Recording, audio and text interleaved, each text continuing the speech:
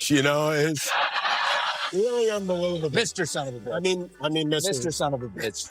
His royal. Yes, yeah, no, I never imagined that we'd ever have a president like this, and I hope we don't ever have another president like this again. Anything to talk about. Kimmel was given each one of them was given a reset except for Seth. I didn't even know he was still on the air. Yeah. I don't think anybody did. Everyone's watching Forensic Files. Yes. No one's watching Seth. One of the greatest shows ever. Yeah, but these guys, they had opportunities to reset. Kimmel could have came back and tried to be funny again, or bring guests again, or show any kind of change, but they're really going to ride this out to the last drop. What are they going to do when he's gone? Tyrus just did the unimaginable. He went straight after Jimmy Kimmel, and now Hollywood's gasping in disbelief. The so-called king of late night might be tossing and turning tonight because this showdown is pure chaos on fire. It's the clash no one expected, but everyone can't stop watching. The powerhouse-turned-comedian throwing verbal grenades at the man who laughs hardest at his own jokes. You can practically feel the tension sparking like a brawl of words about to blow the roof clean off.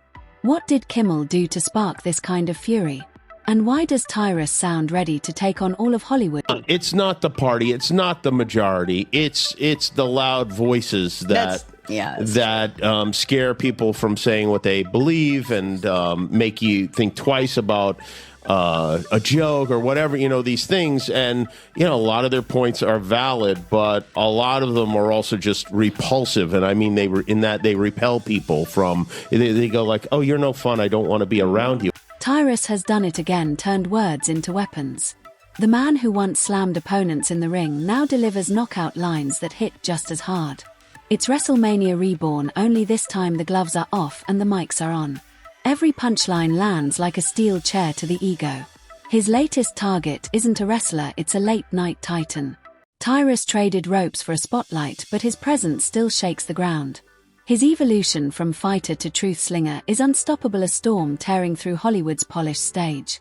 Are they going to be with Rosie O'Donnell in a 4-way Zoom podcast about Trump ruining their life still? I'm glad you didn't stop at 4-way.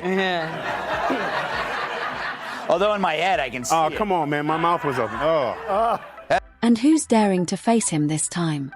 None other than Jimmy Kimmel, Hollywood's self-crowned prince of late night. The man who hides behind cue cards like shields and mistakes moral lectures for comedy gold. Kimmel, the jester who built a career mocking others, is now the punchline himself. But this time the stage has flipped. One man earned his scars in the ring, the other in applause. And that comfort. It's starting to crack. Mamas, I have one ex-wife. That's it. Okay? Yeah, you tell I had some scruples. Okay? I'll have one-night stands, but I will not marry people I don't love, okay? There's certain lines there. You can't teach this cracker that. I really think if they're going to continue to do a podcast, they need to bring their writers in. Ooh. Because that was brutal. Terrible. They're out of touch. It's like listening to two billionaires complaining about no one had change for their $100 bill at McDonald's. This clash feels wildly one-sided. On one side stands Tyrus, a powerhouse molded by grit and experience. Calm, confident, unshakable. On the other, Jimmy Kimmel, the man who once cried on live TV and called it journalism. It's raw strength versus polished ego. You can feel the imbalance, a heavyweight against a monologue. Tyrus radiates toughness and truth, the kind that can't be staged under perfect lighting.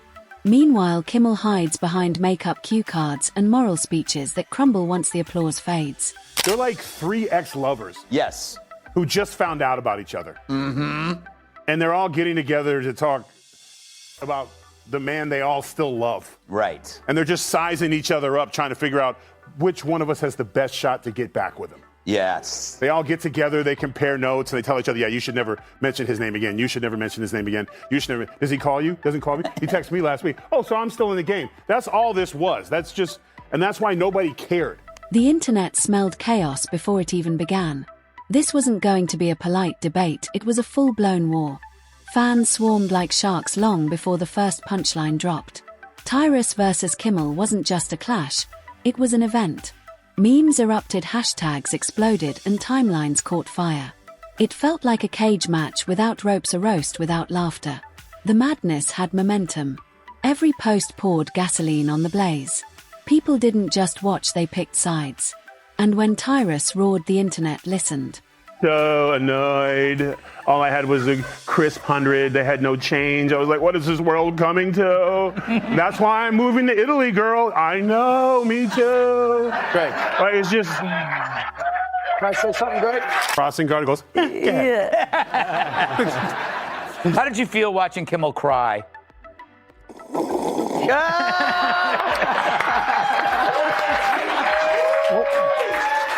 Oh, one of his tears fell out. Hold on.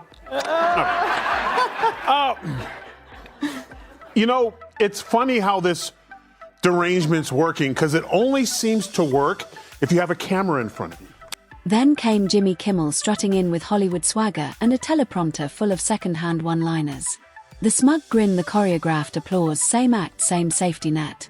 But before he could settle into his comfort zone, Tyrus stormed in. No script. No filter. Just grit and truth. He smashed through the illusion like a verbal wrecking ball. Kimmel's everyman image shattered in real time. Tyrus didn't just roast him, he exposed him. It wasn't rebellion. It was revelation. And Hollywood could feel the tremor. Here's about the ex-wife's club. Yeah. You know, they just sit around, be funny, or they're setting up for when they're all canceled, their tour, their three-man show. Yes. Come watch us say how much we hate the president. The funniest thing about this whole thing is they act like he got into the White House, and right as he got in, he's like, your list that you wrote for him for people to go get. It's like ICE, here they are, go round them up. No one gives a frog's fat ass what you're doing. Yeah. Because if they did, they would have stopped that podcast immediately. Right. Yes. That's right. 100%. Tyrus ripped through Hollywood's glitter and called it what it is: fake. He wasn't chasing fame, he was demanding honesty. Finally, someone said what everyone's been thinking. Kimmel's version of punching up is really just mocking everyday people from behind bright studio lights. Tyrus's words cut deep because they came from a man who fought for his platform, not one handed to him. Suddenly, Kimmel's man of the people act looked paper thin. The illusion shattered the moment someone real pushed back. The irony. The prankster can't handle being the punchline. I expected to walk into work, stepping over, crying, to your credit, libtards. Yes. Like, oh, excuse me, up, tear. Yes. There we go. But it wasn't. Everybody went back to their lives. Yeah. So apparently the only way this heartbreak works is if you film it or force someone else to film it. Right. But to your point about Carson, we never knew his political affiliation because he was there to make everyone laugh. All the late night shows were. And then the fans went wild. Social media turned into an arena. One side chanting Tyrus's name like he'd body slammed Hollywood itself. The other scrambling to defend Kimmel by digging up old clips from when he was funny. Spoiler, there weren't many. This wasn't just a feud, it was a cultural quake. Tyrus practically grabbed late-night TV by the collar and growled, "Try laughing at yourself for once." The cheers came from people tired of being talked down to. Tyrus didn't just roast a comedian, he exposed a system built on fake virtue and fading laughs. One clown went all in on ignoring reality and blames MAGA.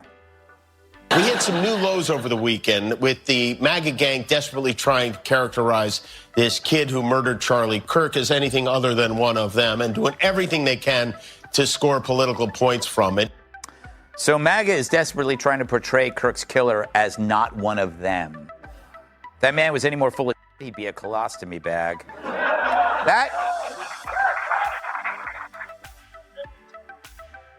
That was 2 days ago, so Kimmel had the chance to walk it back, but he can't. And why? Even Hollywood had to admit it. Tyrus might have been right all along. Watching Kimmel squirm was like seeing the class clown realize he's the joke now. For years he thrived in applause more artificial than his tan. But when Tyrus called him out, no cue card could hide the truth. Fans saw the difference: Tyrus's raw fire versus Kimmel's scripted fluff, and it wasn't pretty. Some even joked, "Hey Jimmy, maybe try laughing more and preaching less." Tyrus didn't just win the moment, he stole the story. Clarity hit harder than any punchline. Them should be fired because it was such a big murderous election on one side that it should have been a reset because when it happened in 20, when he lost and Biden got in, I don't remember us doing an episode on coping skills. There was no line in the audience where I was like, thank you for coming. Yeah. Thank you. We just like, well, let's keep going. And I believe we made fun of the situation and ourselves. So I always tell people, try to be the bigger man, which is ironic. But impossible. In this case, because the poor sportsmanship is coming from TV, normally I would say you can have one lap and smell your flowers, but go ahead and take 4. The twist. This feud ripped off the mask, hiding that thin line between comedy and activism. Jimmy Kimmel has danced there for years, pretending his jokes change the world when they barely change his ratings. Then Tyrus stepped up and said what everyone was thinking. You're not a hero, you're just performing for applause. Suddenly, it wasn't just Tyrus versus Kimmel. It was truth versus pretense. Real humor versus moral lectures. Tyrus became the voice of the people, bold, raw, fearless. His message cut deep. Comedy should sting with truth, not soothe with pretense. And as Kimmel's act dimmed under the weight of his own ego, Tyrus reminded the world what real comedy used to be: unfiltered, honest, and impossible to fake.